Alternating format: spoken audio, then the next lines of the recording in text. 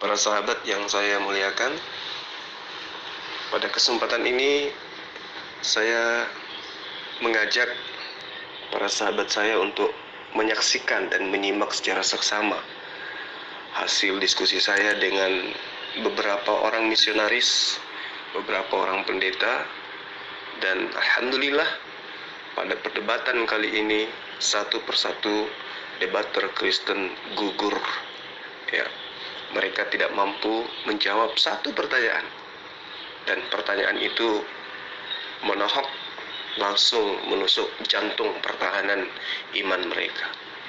Tidak ada di antara mereka yang sanggup untuk memberikan bantahan, memberikan dalil, di mana harusnya hal ini adalah merupakan pondasi utama, tiang agama mereka. Dan rupa-rupanya tidak sanggup mereka untuk menyatakan kevalidan dan kebenaran daripada iman mereka. Para sahabat, jika saudara-saudara sekalian menyimak dengan seksama materi ini, maka ada harapan kalau mereka itu akan meninggalkan agama mereka. Mereka goyah, iman mereka, saya yakin, rontok pelan-pelan. Karena saya akan selalu mengejar dengan materi ini kepada siapapun yang mengajak kita untuk berdiskusi tentang keyakinan. Ya, jadi saya singkat aja sebagai pengantar ya, disimak, di-share, di-like, dan juga di-subscribe supaya channel ini bisa menjadi pelita di tengah-tengah umat. Saya kira seperti itu para sahabat sekalian. Silakan disimak videonya dan beri komentar yang positif. Wabillahi taufiq wal hidayah. Assalamualaikum warahmatullahi wabarakatuh. Begini Ustadz Sul, bukan kami tidak memakai perjanjian lama lagi untuk dalam pengertian bahwa itu dibuang seperti itu. Artinya begini, ada hal-hal yang tertentu yang artinya yang kita sudah bahas di atas, bahwa perjanjian lama itu bukan dalam pengertian bahwa artinya dihilangkan seperti itu. Jadi begini, contohnya yang saya sudah kasih di dalam perjanjian lama, domba korban seperti itu. Domba korban itu sifatnya simbol seperti itu. Jadi orang sembeli korban atau sembeli domba itu melambangkan hakikat seperti itu. Sekarang kan hakikat si simbol itu sudah datang. Masa hakikat simbolnya lagi masih dilaksanakan sedangkan hakikatnya sudah datang, seperti itu. Bukan dalam arti kami tidak mengenal lagi tentang hal-hal yang demikian. Kami tetap mengenang bahwa pernah dilakukan upacara seperti itu, cara orang perjanjian lama mengingat janji juru selamat yang dijanjikan Tuhan kepadanya, Yesus, bentuk bahwa mereka percaya janji yang akan Tuhan Jehovah janjikan kepada mereka, yaitu dengan tanda bahwa mereka menyusun batu berbentukan mesbah, lalu mengambil seekor domba, lalu menaruh di atasnya dan menyembelih seperti itu. Itu buktinya bahwa mereka percaya janji Allah yang akan datang seperti itu. Sedangkan sekarang janji Allah itu sudah datang. Siapa dia janjinya? Yaitu Yesus Kristus, seperti itu loh. Jadi sekarang nggak perlu lagi potong domba, karena domba itu hanya simbol, lambang. Hakikatnya itu sudah datang, seperti itu. Sebelum terlalu jauh, saya ingin tahu di dalil mana perjanjian lama yang pada intinya adalah hukum Taurat itu diperuntukkan untuk Kristen. Tunjukkan ini dulu supaya Anda pede, percaya diri membahas bahwa Anda tidak membatalkan itu, tetapi kami masih melakukan. Nah, poin terpentingnya kemudian adalah Anda tunjukkan dalil di mana perjanjian lama itu yang intinya adalah hukum Allah kepada Bani Israel itu diperuntukkan untuk Anda, kemudian dibebaskan lagi Anda dari hukum tersebut. Tunjuk itu dulu. Oh, saya udah paham apa artinya kenapa Anda bisa mempunyai argumen-argumen seperti itu. Oke, baik, begini. Ketika Tuhan Allah Jehovah berjanji itu mengirimkan juru selamat kepada Bani Israel seperti itu. Jadi apakah janji itu tidak tidak untuk semua manusia seperti itu kan menjadi pertanyaan inti saudara seperti itu. Artinya janji-janji yang ada di dalam PL itu hanya khusus untuk Bani Israel, bukan orang Indonesia, bukan orang Malaysia seperti itu, tetapi untuk Bani Israel. Itu kan maksud kamu, maksud Bapak kan seperti itu. Begini, yang dimaksud dalam perjanjian lama itu juru selamat datang dari bangsa Israel seperti itu, bukan juru selamat hanya khusus untuk orang Israel.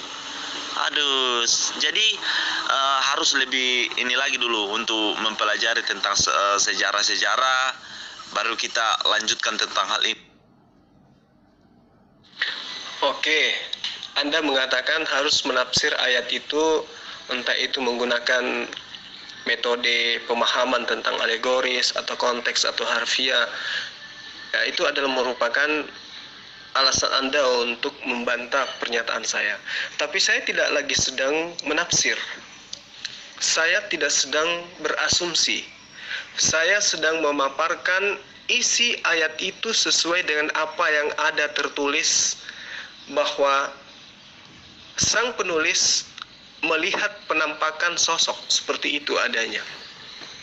Kalau kemudian Anda mengatakan harus ditafsirkan dengan metode alegori misalnya, kiasan-kiasan, penggambaran tentang gambaran-gambaran, atau itu adalah simbol-simbol, Anda jelaskan kepada saya, kemudian dari mana Anda bisa memahami bahwa yang harus dipahami di dalam ayat itu harus berdasarkan tafsir ini, tafsir ini, tafsir ini.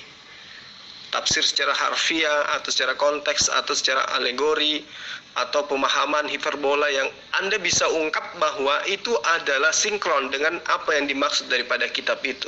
Kalau tidak, berarti saya masih mending, karena saya menerjemahkan, memahami, kemudian menelaah dan mengkritisi berdasarkan apa yang tertuang di dalam kitab saudara, sesuai dengan secara harfiah maksud saya. Nah, silakan Anda uraikan itu. Saudaraku, kita tidak perlu lari ke sejarah, tidak perlu lari kemana-mana. Anda cukup menunjukkan satu dalil di dalam kitabnya orang Yahudi yang mengatakan bahwa hukum Taurat itu diperuntukkan untuk Kristen. Selesai permasalahan. Iya benar. Inilah yang kalian harus paham, bahwa kenapa bisa dikatakan Yesus itu adalah juru selamat? Karena nubuatan-nubuatan di dalam perjanjian lama itu tentang menunggangi keledai muda. Itu contohnya, dia harus istilahnya dia harus seorang yang lahir dari anak darah atau perawan seperti itu. Jadi kategori-kategori seperti ini harus harus digenapi dengan seorang juru selamat seperti itu. Jadi yang genapi hal itu adalah Yesus, bukan Yohanes. Memang banyak pada saat itu, bahkan ada kisahnya bahwa ada orang yang bersamaan lahir dengan Yesus, tetapi ciri-cirinya itu tidak dipenuhi yang satu ini. Yang penuhi itu adalah Yesus, seperti itu loh ya. Jadi ada nubuatan-nubuatan yang nubuatan tentang Yesus akan lahir di mana, apa ciri-cirinya ketika ia datang, seperti itu. Itu semuanya Yesus genapi, bukan sembarang lahir seperti itu. Oke, Yesus itu adalah nabi yang diutus atau Mesias yang diutus kepada Bani Israel. Nah, sekarang Anda coba tunjukkan kepada saya, ya, dalil di dalam kitab Taurat yang mengatakan bahwa hukum Taurat itu diperuntukkan untuk orang Kristen. Sehingga ketika Yesus datang, Yesus mati di tiang salib untuk membebaskan Kristen dari hukum Taurat. Coba tunjuk dalilnya dulu. Kamu tanya aja, kenapa Allah atau Tuhan itu disebut Allah Israel? Kenapa nggak disebut Allah semesta alam? Itu aja dulu. Dan kalian kan paham bahwa keselamatan itu berasal dari Israel, iya kan? Berarti Allah memperkenalkan diri itu pertama kali kepada siapa? Kepada Abraham. Lalu kepada siapa? Kepada keturunannya. Lalu apa endingnya? Taurat itu hanya untuk Bani Israel. Mau nyangkal enggak itu? Kalau Anda mengatakan bahwa hukum Taurat itu diperuntukkan untuk Kristen dan itu berat sehingga Yesus dengan kasihnya datang bunuh diri untuk menyelamatkan, membebaskan Kristen dari hukum Taurat, tunjukkan dalilnya. Di mana di dalam kitab Taurat bahwa hukum Taurat itu diperuntukkan untuk Kristen, atau jangan Kristen deh, untuk non-Yahudi aja. Coba tunjuk itu. Kalau tidak ada, berarti Anda semua sudah disesatkan dengan doktrin-doktrin yang mengatakan Yesus mati di tiang salib untuk membebaskan Kristen dari hukum Taurat. Hukum Taurat itu kan untuk Bani Israel. Kenapa kalian yang dibebaskan? Coba Anda tunjukkan dalilnya. Kalau tidak ada, bilang aja tidak ada.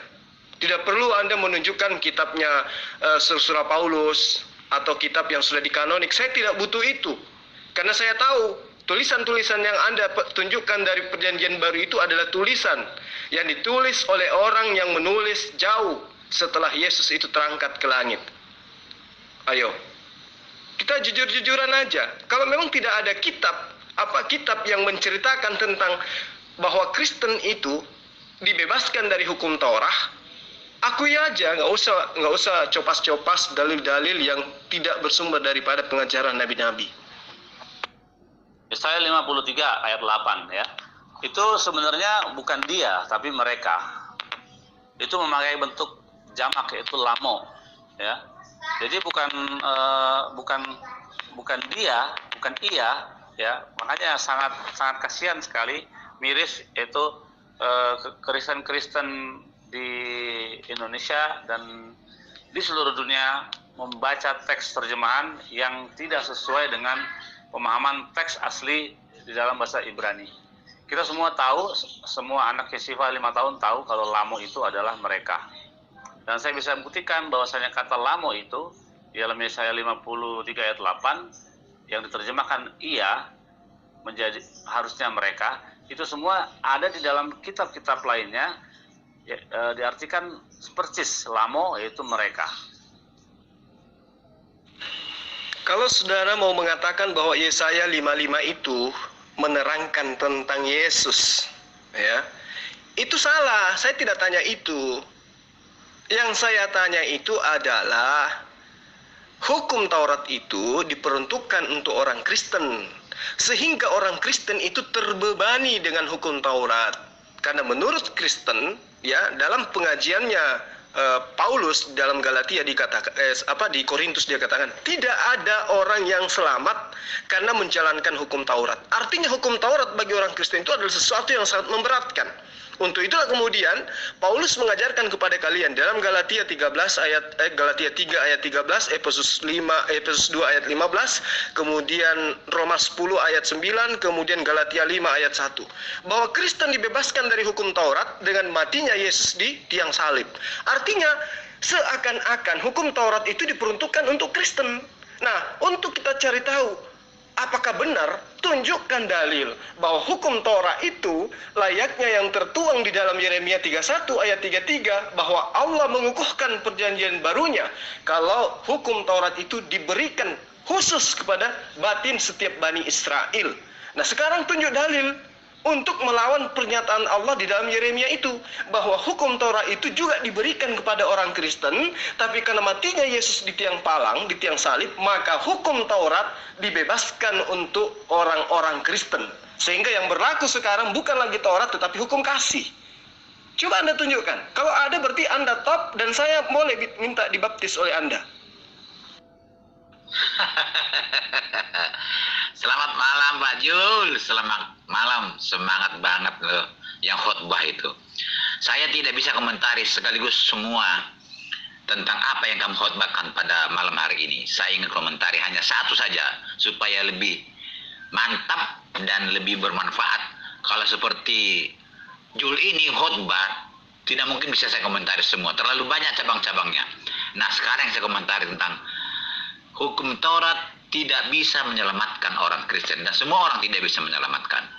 Jul tidak mengerti maksudnya itu karena apa? Di ayat lain mengatakan, saya tidak usah sebut ayat, nanti saya kupasan ayatnya. Hukum Taurat itu bagaikan cermin menunjukkan kotoran di muka kita, ya, bagaikan kotoran di muka kita itu. Nanti saya kupaskan ayatnya ya. Saya tidak bisa seperti kamu itu bisa ingat ayatnya di sini, di sana, sini. Tidak. Tapi apa yang saya katakan ini benar sesuai dengan Alkitab. Tidak mungkin cermin ini kita ambil membersihkan kotoran yang di muka kita itu. Jadi cermin itu hanya menunjukkan kotoran yang ada di muka kita. Kita lihat cermin di muka kita ada kotoran. Tidak mungkin cermin ini kita gosokkan ke muka ini untuk membersihkan kotoran. Tapi kemana kita pergi? Pergi ke air, ambil air, cuci pakai sabun, bersih. Demikian juga hukum Taurat itu. Hukum Taurat hanya menunjukkan kesalahanmu, dosa-dosamu. Hukum Taurat tidak bisa membersihkannya. Yang bisa membersihkan adalah darah Yesus. Maka kita lari kepada Yesus. Darah Yesuslah yang mampu membersihkan dosa-dosa kita, noda-noda kita dari pelanggaran hukum Taurat. Begitu Pak Julia. Jadi saya hanya ini aja saya komentari kepadamu. Jangan terlalu banyak, terlalu panjang kamu khotbah itu, tapi tidak sesuai dengan apa ajaran Alkitab. Terima kasih Pak Julia. Tuhan tunjukkan aja dulu bahwa hukum Taurat itu diperuntukkan untuk Kristen. Satu ayat saja. Silakan, bantu Saudara Anggi. Ya, tunjukkan bahwa hukum Taurat itu diperuntukkan untuk orang Kristen. Sehingga Yesus datang untuk membebaskan Kristen dari hukum Taurat. Saya tunggu Tuhan. Saya udah dengar kalau kau punya pemaparan ini udah bolak-balik sulanya ini aja yang kau tanyakan Sul. Saya tanya sama kamu Sul, pertanyaan gampang aja. Yesus yang kita sebut itu, yang kita sebut Tuhan itu, dia dilahirkan dalam wujud manusia sebagai orang apa? Alias suku apa? Atau bangsa apa? Ya, saya bolak-balik nanya itu karena tidak ada yang bisa jawab. Jadi nggak usah sensi, jawab aja, bantu teman kamu tuh. Ya, apakah hukum Torah itu diperuntukkan untuk orang Kristen? Kalau iya, dalil mana yang Anda gunakan ya sebagai dasar pijakan? Jawab itu aja dulu. Nggak usah Anda tanya Yesus itu orang mana, semua juga orang tahu kok. Jawab aja dulu, apakah hukum Taurat itu diperuntukkan untuk non-Yahudi atau Kristen? Silakan. Saya mau tanya dulu Pak Jul. Hukum Taurat yang mana yang kamu maksud? Untuk orang Kristen yang bukan yang untuk orang Kristen. Hukum Taurat di dalam Alkitab itu dua di situ, dua macam, dua bagian. Yang mana kamu maksud?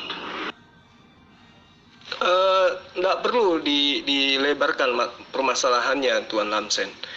Cukup Tuan tunjukkan aja kepada saya ya bahwa hukum Torah itu diperuntukkan untuk orang Kristen. Itu aja dulu. Baru kita kupas. Apakah sah bahwa penyaliban itu untuk membebaskan orang Kristen dari hukum Taurat? Nyambung enggak? Silakan. Saya sedang tidak membahas Yesus. Saya sedang membahas hukum Taurat. Di mana hukum Taurat itu oleh Allah adalah perjanjian baru Allah kepada Bani Israel. Satu. Kemudian, Kristen datang dengan menggunakan topeng Yesus. Ceritanya, Yesus datang untuk membebaskan orang Kristen dari hukum Taurat. Pertanyaannya, memang Taurat itu untuk orang Kristen? Kenapa sampai dibebaskan? Bukankah hukum Taurat itu untuk Bani Israel saja? Tapi kalau Anda mengatakan, oh tidak, hukum Taurat itu untuk Kristen juga, sehingga Kristen bebaskan Kristen dari, sehingga Yesus bebaskan Kristen dari hukum Taurat. Pertanyaan saya, di dalil mana, ayat mana, kitab mana di dalam Taurat yang mengatakan bahwa hukum Taurat itu diperuntukkan untuk orang Kristen? Itu yang saya tanya, bukan mengenai Yesus. Silakan. Tidak usah panjang lebar. Mana Pak Lamsen? Kalau sama Sul ini Pak, mendingan kita bahas kitab suci aja Pak. Percuma bicara sama Sul masalah semua itu percuma. Nanti ujung-ujungnya Pak, dia kembali ke laptop senjata andalan dia yang sudah berkarat. Itu siapa yang bilang? Itu dia bagaimana? Itu bukan firman Tuhan. Itu sudah dirubah. Itu gini karena gini gitu, gini karena ileh. Tidak usah curhat-curhatan, jawab aja dulu. Ya, saya kan bertanya tentang yang paling prinsip, yang paling mendasar dalam iman kamu itu. Yesus datang bunuh diri untuk membebaskan Kristen dari hukum Taurat, dan matinya di tiang salib dengan cara terkutuk. Sekarang pertanyaannya, apa benar hukum Taurat itu diperuntukkan untuk orang Kristen, sehingga orang Kristen itu merasa terbebani dengan hukum Taurat itu? Dengan matinya Yesus di tiang salib, maka Kristen itu dimerdekakan dari hukum Taurat. Baca di dalam Galatia 5 ayat 1. Baca di sana. Baca Galatia 3 ayat 13. Dengan matinya Yesus di tiang salib dengan terkutuk, maka Dia telah membebaskan kita dari hukum Taurat. Apa nyambungnya? Hukum Taurat itu diperuntukkan untuk Bani Israel. Kenapa Kristen yang dibebaskan dari hukum Taurat? Tapi kalau Anda mengatakan hukum Taurat itu untuk Kristen, tunjuk dalilnya. Tunjuk dalilnya. Saya cuma minta Anda tunjuk dalilnya. Silakan. Perjanjian baru kepada Bani Israel. Kamu lihat ayat yang kamu copy pasti tadi tidak titik sampai di situ, tapi dia berlanjut terus sampai ke bawah. Apa yang diceritakan di situ? Tapi ya sudahlah, daripada nanti kita akan kembali ke laptop lagi, begini aja Sul. Lebih baik kalau bicara sama kau ini cuma satu aja yang harus dibahas, Sul. Masalah kitab suci itu aja. Itu saja yang harus dibahas. Karena kenapa? Karena ketika kamu tersudut, sama aja kita udah berbusa-busa nih bicara nih. Udah berbusa-busa kasih pemahaman, kasih pengertian sama kamu. Nanti ujung-ujungnya, ini kitab suci. Gimana? Itu bukan firman Tuhan. Itu sudah dirubah. Itu gini. Makanya jadi omong kosong. Semua jadi omong kosong. Jadi percuma. Jadi gini kawan, oke, apapun ayat yang kau tunjukkan dari hukum dari Taurat yang menyatakan bahwa hukum Taurat itu diperuntukkan untuk orang Kristen, saya sepakat itu adalah firman Allah. Sepakat itu adalah sabda Musa. Sekarang, oke, saya tidak akan mungkin menjilat lidah saya supaya kamu tidak punya alasan untuk itu. Sekarang tunjukkan kepada saya dalam hukum Taurat bahwa hukum Taurat itu diperuntukkan untuk orang Kristen, sehingga orang Kristen merasa dimerdekakan dari hukum Taurat dengan darah Yesus, dengan kematian Yesus.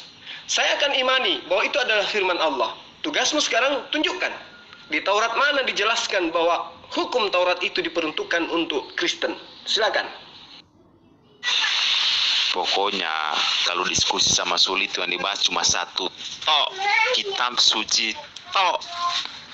karena nanti ujung-ujungnya siapa semua yang Kristen yang diskusi sama Sul, kalau dia sudah terpojok, kalau dia sudah tersudut, dia tinggal bilang itu bagaimana, itu siapa yang tulis, itu Paulus, itu bagaimana, Yesus tidak kenal Paulus, itu bagaimana, mereka sudah rubah, gini gitu, sini kan jadi sama aja, bohong.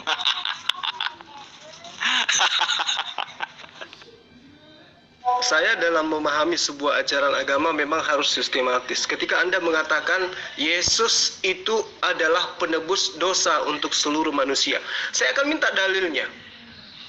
Anda menunjukkan dalilnya, misalnya Paulus. Atas dasar apa Paulus mengatakan seperti itu? Kau akan mengatakan Paulus itu adalah seorang rasul.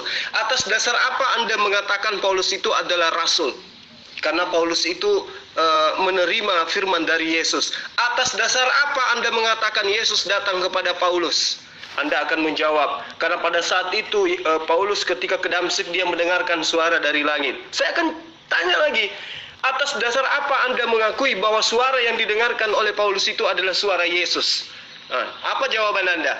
Itu kan iman kami. Berarti keimanan kamu itu memang hanya berdasarkan imani saja. Artinya kamu itu bertuhan kepada iman, bukan bertuhan kepada Tuhan. Karena Tuhan itu pasti muatannya adalah kebenaran. Kan seperti itu. Jadi ketika kita berdialog lintas agama, maka kita harus punya senjata yang siap untuk kita gunakan untuk menjawab semua pertanyaan-pertanyaan yang akan muncul kaitannya dengan iman kita.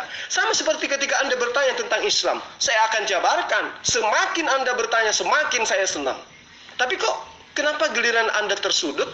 Anda mengatakan, Sul itu hanya begitu terus. Kalau dia ditanya begini aja terus. Memang kayak gitu. Kenapa? Karena kamu hanya bagaikan lingkaran setan, di situ aja kamu nggak bisa keluar-keluar.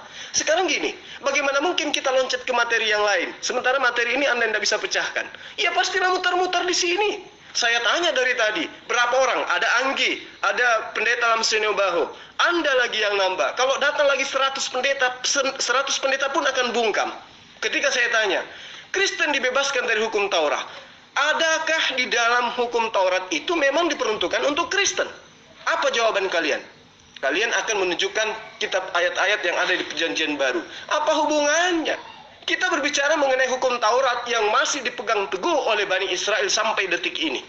Dan di sini ada Moribili, dia itu adalah ahli Torah, dia adalah Yudaism yang taat kepada hukum Taurat, dan di dalam Tauratnya tidak ada dikatakan Yesus datang menebus Kristen dari hukum Taurat. Seperti itu, kawan. Hukum Taurat itu ada dua macam, Julia, biar kamu tahu. Taurat Musa dan Taurat Allah. Taurat Allah itu bukan hanya untuk orang Kristen atau hanya untuk Israel, untuk semua orang. Taurat Allah itu loh, ya, jangan membunuh, jangan berzina, jangan mengingini, jangan berdusta. Apakah itu hanya untuk orang Israel? Apakah kalau memang itu hanya untuk Israel, bukan untuk orang Kristen, berarti orang Kristen bisa berzina, bisa membunuh, ya.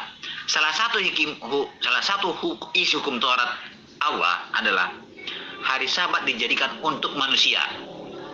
Artinya hukum Taurat Allah itu, yang 10 itu tidak bisa terpisah satu pun dari yang 10 itu. Itu satu kesatuan yang tidak bisa terpisahkan. Tapi Yesus sudah berkata bahwa hari Sabat, hari ke-7 itu dijadikan untuk semua orang. Termasuk untuk Jul. Tapi Jul tidak mau. Termasuk kepada Muhammad. Tapi nggak tahu Muhammad, terima nggak? Saya nggak kenal Muhammad ya. Yang lain lah dulu. Termasuk kepada saya. Saya ikutin itu. Begitu Jul. Jadi salah satu dari 10 hukum Taurat itu berarti sudah mewakili semua. Jadi hari Sabat diberikan untuk semua umat manusia. Tapi Taurat Musa, yaitu Taurat yang mengatur tentang ibadah, itu hanya untuk orang Israel. Nah, orang Israel ini pun kita harus tahu, apakah itu hanya keturunan Yakub atau keturunan banyak bangsa. Jadi Israel itu adalah nama umat Tuhan sampai sekarang. Makanya kami termasuk Israel juga. Jadi orang kafir pun bisa jadi bangsa Israel. Contohnya, waktu berangkat dari tanah Mesir ke tanah Kanaan, bukan hanya Israel keturunan Yakub yang berangkat, banyak bangsa-bangsa. Jadi itu nama umat Tuhan itu, tapi dengan atas nama Israel keturunan Yakub. Tapi itu semua bangsa bisa masuk jadi bangsa Israel. Jadi yang tiba pun di tanah Kanaan, Jul, biar tahu Jul ya, Alkitab itu jangan asal cerita ya. Yang tiba di tanah Kanaan, satu keturunan Yakub, Israel juga, satu yang bukan keturunan Yakub. Artinya segala bangsa boleh masuk ke surga. Itu ada lambang semua, Yul, lambang itu. Kenapa banyak bangsa di tengah-tengah bangsa Israel? Artinya segala bangsa ada di dalam bangsa Israel itu. Artinya segala bangsa boleh masuk surga. Boleh orang Batak, boleh orang Ujung Pandang, boleh orang Makassar, boleh orang Bugis. Kalau dia masuk umat Tuhan menjadi bangsa Israel. Seperti waktu berangkat dari tanah Mesir. Banyak bangsa-bangsa lain yang masuk ikut mengoleskan darah di ambang pintu mereka. Jadi mereka termasuk bangsa Israel berangkat ke tanah Kanaan. Dan yang tiba di tanah Kanaan itu adalah Kaleb dan Yosua. Kaleb itu bukan bangsa Israel asli, bukan. Itu adalah numpang. Asli adalah Yosua. Itu yang asli. Jadi Jul, jangan dulu langsung terlalu laju menjelaskan Alkitab padahal kamu tidak mengerti. Saya salut dengan kamu itu. Khotbah itu hebat, luar biasa. Kayak air mengalir tanpa ada henti-hentinya. Itu saya tidak bisa tiru kamu itu. Saya angkat tangan dan hormat kepada kamu dalam hal berkhotbah panjang-panjang seperti itu. Terima kasih Julia. Kalau sedikit-sedikit saya bisa terangkan. Kalau banyak-banyak tadi tidak bisa. Oke. Kalau Anda mengatakan Taurat itu ada dua, Taurat Musa dan Taurat Allah. Nah sekarang Yesus itu datang membebaskan Kristen dari Taurat mana? Kalau Anda mengatakan dari Tauratnya Musa, tunjuk dalil bahwa Taurat Musa itu diperuntukkan untuk Bani Paulus atau orang-orang Kristen. Kalau Anda mengatakan Yesus mati di tiang salib untuk membebaskan Kristen dari Taurat Allah. Tunjuk dalil. Di mana Taurat Allah mengatakan bahwa Taurat Allah itu diperuntukkan untuk orang Kristen. Sehingga ketika pembebasan, perintah Allah jangan berzina, jangan membunuh, jangan menghina istri orang, jangan kau menyebut nama Allahmu dengan sembarangan. Maka ketika Kristen dibebaskan dengan matinya Yesus di tiang salib, Kristen boleh berzina, boleh menyebut Tuhan dengan sebutan Yahweh, Bapa, dan lain-lain sebagainya. Tunjukkan Tuhan. Jadi kita tidak perlu keluar dari tema dan membahas kemudian hal-hal yang tidak sesuai dengan apa yang ada dalam kitab Tuhan. Tunjukkan aja. Saya pasti akan dengan setia menunggu mana dalil yang Anda maksud. Pokoknya satu saja kalau diskusi sama Sul, satu, bahas kitab suci tok. Karena ujung-ujung nanti kalau sudah tersudut, itu bukan firman Tuhan, itu saya tulis, itu Paulus, itu bukan firman Tuhan. Paulus, Tuhan tidak kenal Paulus. Itu siapa? Matius itu siapa? Itu enggak ada. Yohanes bukan murid Yesus, semuanya akan kabur. Tidak usah nangis. Tunjukkan kebenaran agamamu. Buktikan imanmu itu adalah benar. Dan jabarkan bahwa Kristen itu adalah hamba Allah. Karena kenapa? Di dalam Efesus 2 ayat 15, Galatia 5 ayat 1, Galatia 3 ayat 13, Kristen dibebaskan dari aturan Tuhan. Kristen dibebaskan dari kuk penghambaan. Kristen dibebaskan dari hukum Taurat. Oleh karena itu, saya minta dalil bahwa benarkah Taurat itu diperuntukkan untuk orang Kristen. Sederhana. Dan kalau Anda tidak bisa, saya minta jangan ngeyel. Tidak usah balas PN saya. Daripada Anda permalukan iman Anda. Contohi saudara Anggi, kabur tanpa jejak. Daripada Anda VN tapi tidak ada isinya. Seperti itu. Saya tunggu, saya kasih waktu 5 menit. Pegang kata-kata saya Pak Lamsen ya. Ujung-ujungnya nanti pasti Pak Lamsen punya pertanyaan sama Sul ini, dengar ya. Pasti cuma ini, tunjukkan Sul mana kitab yang asli, hanya itu pasti pertanyaannya. Tidak usah lebay, bantu aja. Kalian udah berapa orang di sini? Ya, saya kan udah minta sama saudara beberapa hari yang lalu, Anda jadi admin di grup ini, masukkan Kristen, masukkan pendeta-pendeta, pastor-pastor lulusan terbaik teologi yang bisa diskusi dengan kami umat Islam. Saya sampaikan kepada admin yang ada di sini dari kaum muslim, tolong buat grup yang 80% isinya adalah pakar-pakar Bible, Gospel, dan cukup beberapa orang dari muslim saja. Nah sekarang buktinya Anda ini sudah bertiga. Tunjuk di mana dalilnya yang mengatakan bahwa hukum Taurat itu diperuntukkan untuk orang Kristen. Jadi tidak usah membual. Saya dengan sabar menunggu. Tapi kalau Anda tidak mampu, mending Anda kabur kayak Anggi. Nggak usah lagi VN. Apalagi curhat sama Pak Lamsenio Bahu. Karena dalil yang disampaikan itu nggak nyambung. Saya minta apa, dalilnya apa. Mending kalian ngaku aja bahwa hukum Taurat itu memang bukan untuk orang Kristen. Supaya kita pindah topik, membahas lalu siapa Yesus yang diperuntukkan untuk Kristen. Gitu kawan.